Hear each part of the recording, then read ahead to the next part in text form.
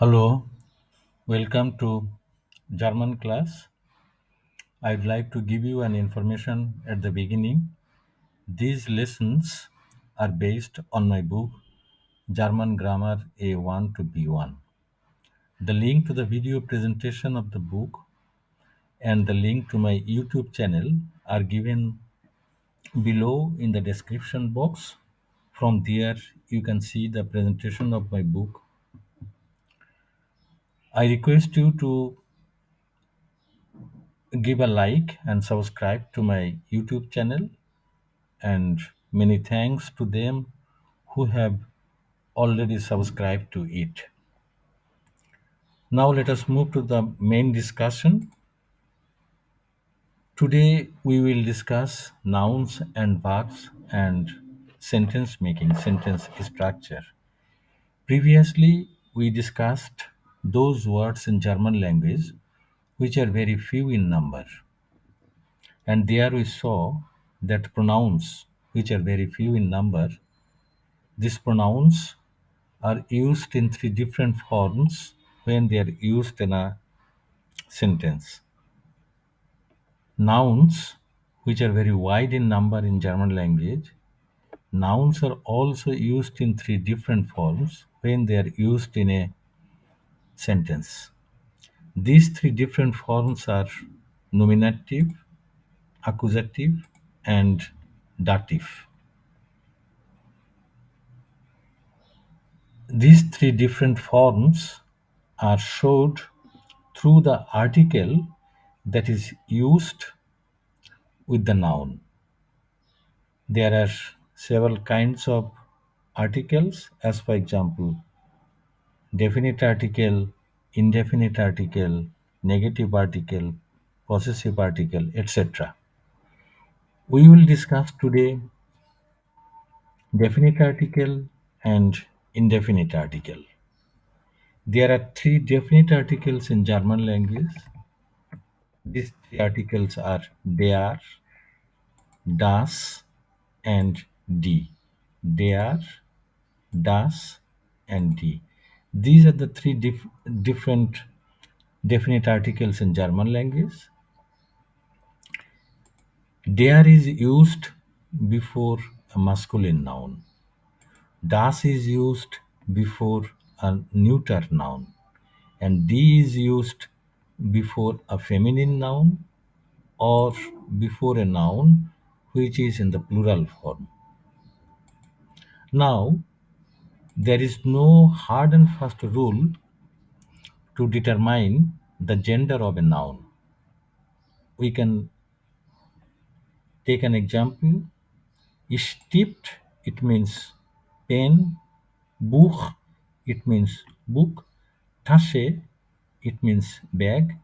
We can see all these three nouns are inanimate object, but Stift is masculine, Buch is neuter, neutrum, and Tasche is feminine. Why it is like this, there is no explanation. It means we have to memorize the gender of noun when we learn it. That means when we learn the noun Stift, we have to learn it this way. It is der Stift because Stift is masculine. When you learn the noun book, you have to learn das Buch because book is neutrum. When you learn the noun Tasche, bag, you have to learn die Tasche because Tasche is feminine. But if the noun is in the plural form, the article is then always die. But unfortunately, there is also no hard and fast rule how to make the plural form of a sentence. The plural form is of Stift is Stifte. Plural form of book is Bücher. Tasche, it is Taschen. But there is no hard and fast rule how to make the plural form. It means we have to memorize also the plural form when we learn a noun. It means we have to learn German nouns this way. Der Stift, die Stifte. Das Buch, die Bücher. Die Tasche, die Taschen. We have to learn German nouns this way. Now this article, der, das, and die, it shows that the noun is in nominative form. If we have to use the noun in the accusative form, then the article can be different. As for example, in case of masculine noun in singular, the article is different. It is then den or einen, indefinite article einen. But in case of neutrum and feminine and plural forms, the two forms nominative and accusative are same. But if the noun is to be used in the dative form, then the article is different. Then it is the definite article is dem in case of masculine noun. It is also dem in case of neutrum noun. It is der in case of feminine noun. And if the noun is in plural form, then the article is den. So we have seen here how the article of a noun shows the different forms, that means nominative, accusative, and dative form of a noun. We have to memorize the nominative form with definite article, and the other two forms, accusative and dative, we need not memorize it. We have to simply notice it, that it is den in case of masculine, no? And it is dem in case of masculine and neutrum. Yeah. Okay. These are the three different forms of a noun, and we have seen here how these three different forms are showed through the article. Now we will discuss the verbs. Verbs are also used in different forms when they are used in a sentence, like nouns. Verbs are also used in different forms. Verbs can be used in 7 different forms. We will discuss here two forms, infinitive and presence. These two forms we will discuss it. Infinitive form, this is the basic form of a verb. When we learn a verb, we have to memorize this form. Let us take some example. Lernen, sagen, wohnen, gehen, lächeln. These are the infinitive forms of 5 verbs here. And we have to memorize it. When we learn a verb, we have to simply memorize the infinitive form. The present form, how the present form of a verb is, we need not memorize it. There are hard and fast rules how to make the present form of a verb. The present form of a verb depends on the subject of a sentence. The subject of a sentence can be a pronoun or a noun in nominative form. A noun or a pronoun in nominative form can be the subject of a sentence, and the present form of the verb depends on the subject of the sentence. Let us take an example. Let us take the verb lernen. The present forms of the verb lernen is, if the subject is ich, then the present form is lerne. In case of du, it is lernst. In case of arsg or any noun in singular form, it is learned. If the subject is wir, the present form is lernen. In case of ihr, it is learned.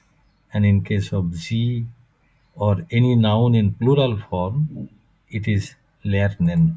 These are the present forms of the verb lernen. Now let us have a look how these present forms of the verb are made, are formed. Let us first have a look at the infinitive forms of some verbs. Lernen, sagen, gehen. If we have a close look at the verbs, we can notice one thing. Infinitive form of a verb has an at the end. Lernen, sagen, wohnen, gehen, lächeln. We can see the infinitive forms of verbs have mostly an. Some verbs have only n at the end. Yeah? And when we want to make the presence form of a verb, we have to drop this an or only n. If there is only n at the end, then we have to drop this n from the infinitive form. An or n, we have to drop this n or an from the infinitive form, and then we have to take these different endings, as we can see here, depending on the subject of the sentence. If the subject is ich, we have to take the ending a. If the subject is do, we have to take the ending este. This way we can make the presence form of a verb. Let us take another example, sagen as for example. Let us take the verb sagen. The presence forms of the verb sagen is ich sage, du sagst, es, sie sagt, wir sagen, ihr sagt, sie sagen. Wohnen, for example, ich wohne, du wohnst, es, sie wohnt, wir wohnen, ihr wohnt, and sie wohnen. So, we have seen here how the presence form of a verb is made. Now we will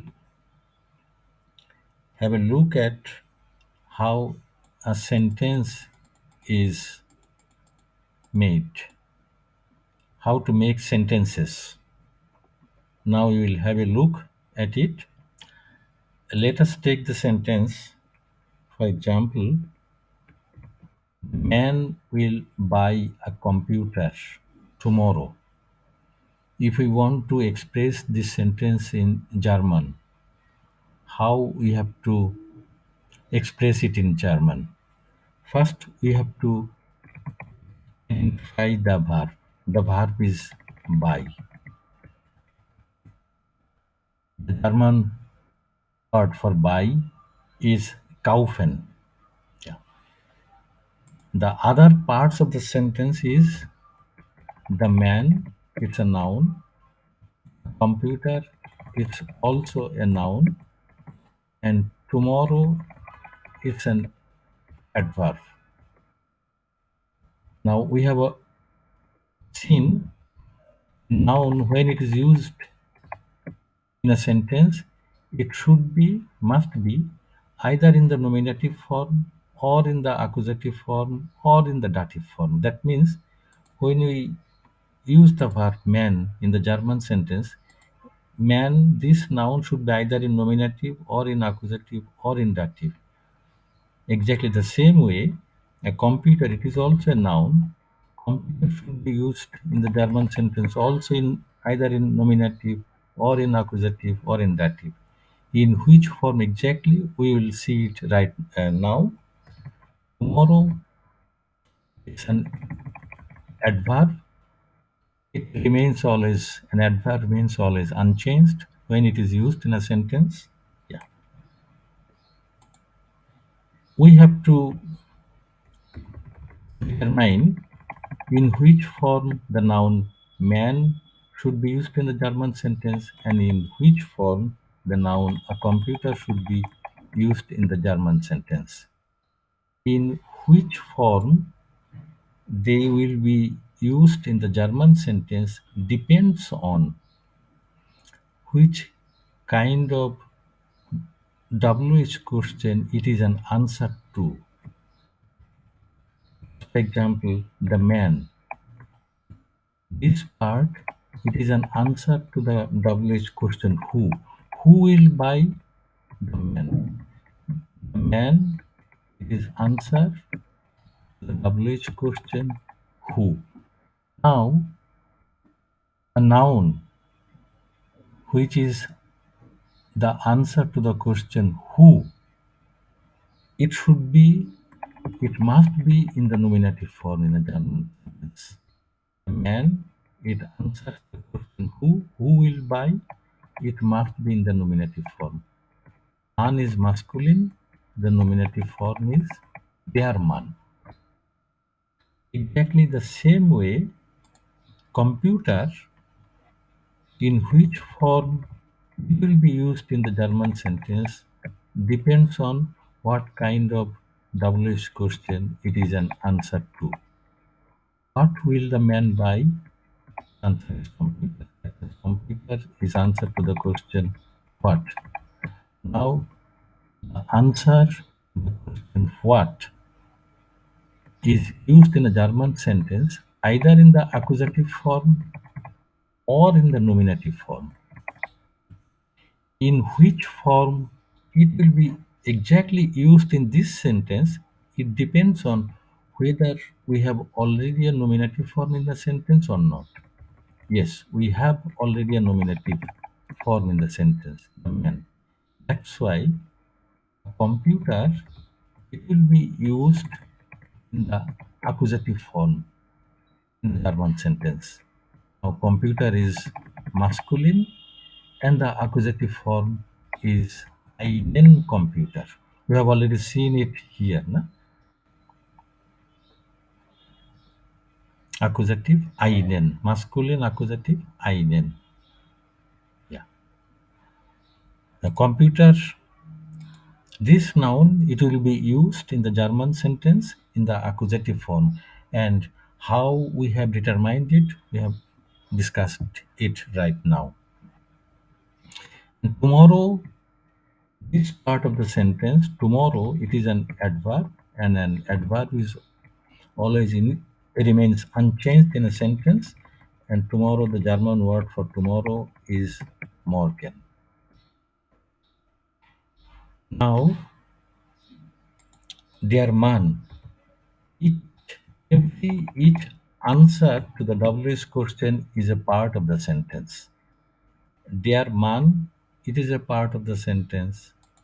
Einen computer, it is a part of the sentence, single part of the sentence. Morgen, it is also a single part of the sentence. We can see here a part of a sentence, a single part of a sentence can have only a one word, as for example, morgen, or it can have more than one word, as for example, einen computer. Two words. Einen, it's a word, computer, it's a word. Einen computer, two words, is one part of the sentence. Yeah. Now we have all the parts of this sentence here. The three parts are der Mann, einen Computer, and morgen.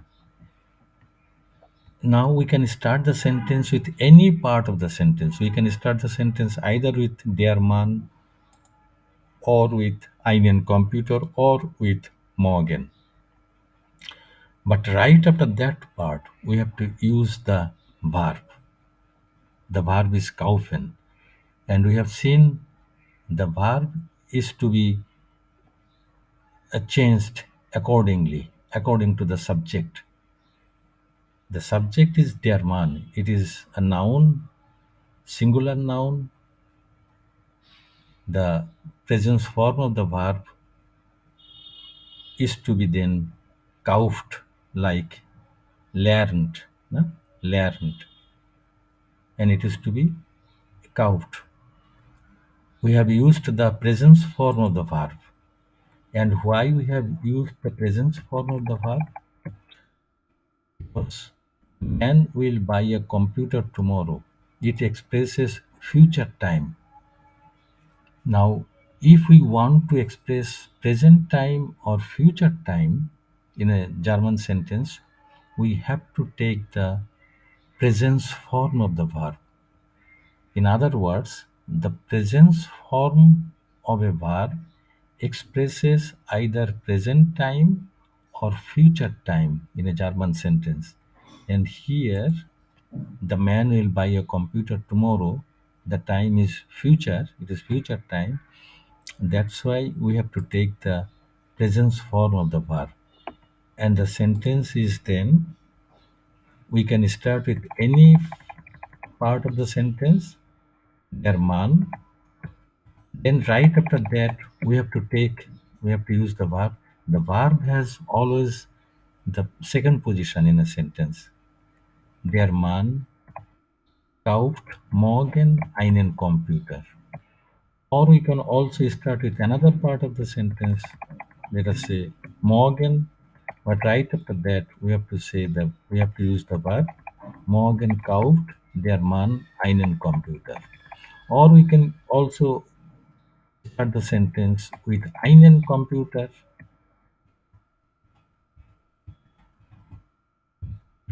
einen Computer. Right after that, we have to use the verb.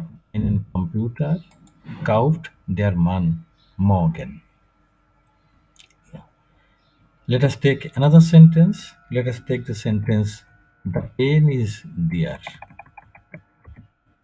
The verb in this sentence is.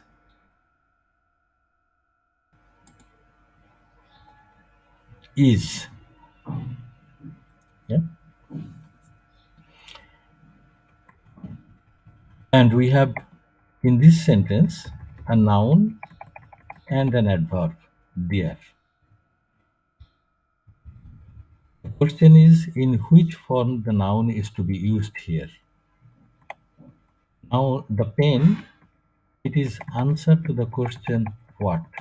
That means it can be either in the accusative form or in the nominative form. But we don't have any other nominative in the sentence. That's why this noun, which is answer to the question what, it is to be used in the nominative form in this sentence because we don't have any other nominative. And pen is masculine, the nominative form is der stirbt. In the sentence, the noun is to be used in this form, der stirbt. Der, it is an adverb and it remains always unchanged in a German sentence. And there is German word for there is dort. And is, the verb is, the pen is there, liegen. The time is present, that's why we have to take the presence form of the verb, and the sentence is then, der Stift liegt dort.